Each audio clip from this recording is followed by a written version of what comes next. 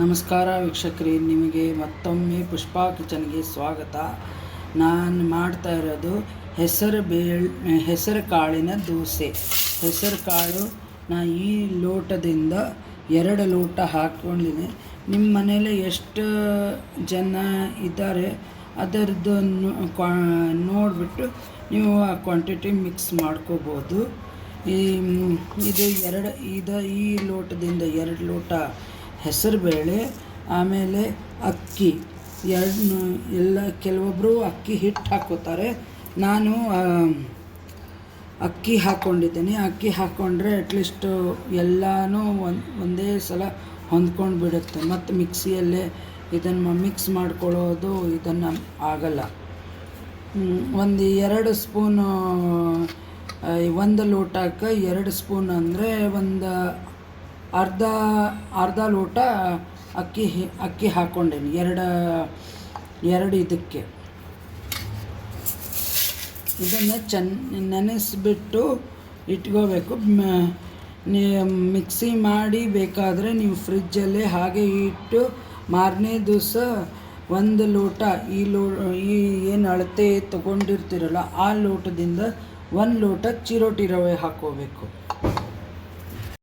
ಚೆನ್ನಾಗಿ ನೆನೆಸ್ಬೇಕು. ಇದು ಒಂದು 4-5 ಅವರೇ ನೆನಿಬೇಕು. ಅಂದರೆ ಹೆಸರು ಕಾಳು ಅಕ್ಕಿ 2 ಮಿಕ್ಸ್ ಮಾಡೋದ್ರಿಂದ ಒಂದು 4-5 ಅವರ್ ನೆನಿಬೇಕು. ಆಮೇಲೆ ಮಿಕ್ಸಿ ಮಾಡಿ ನೀವು ಫ್ರಿಜ್ನಾಗ ಇದೇನು ಹುಳಿ ಬರೋ ಕಾರಣ ಏನಿಲ್ಲ. ಫ್ರಿಜ್ನಾಗ ಇಟ್ಕೊಂಡ್ಬಿಟ್ಟು ಮಾರನೇ ದಿವಸ ನೀವು ಯಾವಾಗ ಮಾಡ್ತೀರಲ್ಲ ಆವಾಗ ಬೆಳಗ್ಗೆ ಟಿಫನಿಗೆ 1 ಲೋಟ ಚಿರೋಟಿ ರವೆ, ಇದು 2 ಲೋಟ ತೊಗೊಂಡೇವಲ್ಲ, 1 ಲೋಟಕ್ಕೆ ಅರ್ಧ ಲೋಟ, 1 ಲೋಟ ತೊಗೊಂಡ್ರೆ ಅರ್ಧ ಲೋಟ ಚಿರೋಟಿ ರವೆ. ನಾ 2 ಲೋಟ ತೊಗೊಳೋದ್ರಿಂದ 1 ಲೋಟ ಚಿರೋಟಿ ರವೆ ತೊಗೋತಾ ಇರೋದು. ನೀವು ಚಿರೋಟಿ ರವೆ 1 ಲೋಟ ಹಾಕ್ಕೊಂಡು ಚೆನ್ನಾಗಿ ಮಿಕ್ಸ್ ಮಾಡಿಕೊಂಡು ಅದನ್ನು ಆಮೇಲೆ 1 ಕಪ್ ಮೊಸರು ನಾ ಬೆರೆಸೋಬೇಕಾದ್ರೆ ತೋರಿಸ್ತೇನೆ ಅದನ್ನು ಯಾವ ಥರ ಇದನ್ನು ಮಾಡ್ಕೋಬೇಕು.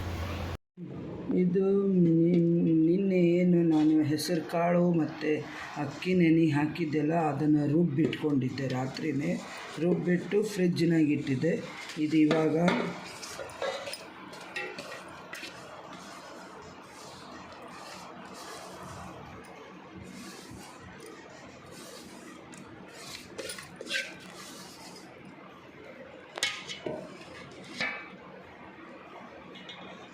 ಇದು 1 ಲೋಟ ರವೆ, ಚಿರೋಟಿ ರವೆ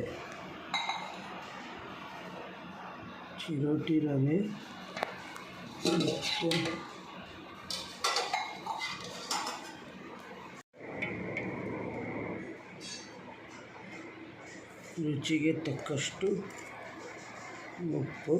ಇದನ್ನು ದೋಸೆ ಥರನೇ ಕಲಿಸ್ಕೋಬೇಕು.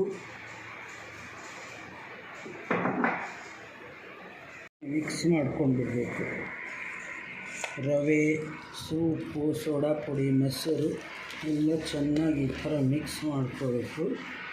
ಮಿಕ್ಸ್ ಮಾಡ್ಕೊಂಡ ನಂತರ ನಿಮಗೆ ಎಷ್ಟು ದೋಸೆ ಇದಕ್ಕೆ ಬೇಕಲ್ಲ ಅಷ್ಟು ಇದರದ್ದಾಗ ಕಲಿಸ್ಕೊಬೇಕು. ನೀವು ಬೇಕಾದರೆ ಅಕ್ಕಿ ಹಿಟ್ಟು ಮಿಕ್ಸ್ ಮಾಡ್ಕೋಬೋದು. ನಾನು ಅಕ್ಕಿ ಇದರಲ್ಲೇ ಅರ್ಧ ಲೋಟ ಅಕ್ಕಿ ಹಾಕಿ ರುಬ್ಕೊಂಡು ಬಿಟ್ಟೇನಿ. ಅಲ್ಲಿಗೆ ಚೆನ್ನಾಗಿ ಹೊಂದ್ಕೋತದೆ. ಅಕ್ಕಿ ಹಿಟ್ಟು ಹೊಂದ್ಕೋತದೆ. ಮತ್ತು ಅಕ್ಕಿ ಹಿಟ್ಟು ಹಾಕಿದರೆ ಒಂದು 10 ನಿಮಿಷ ನೆನಿಲಿಕ್ಕೆ ಬಿಡಬೇಕು.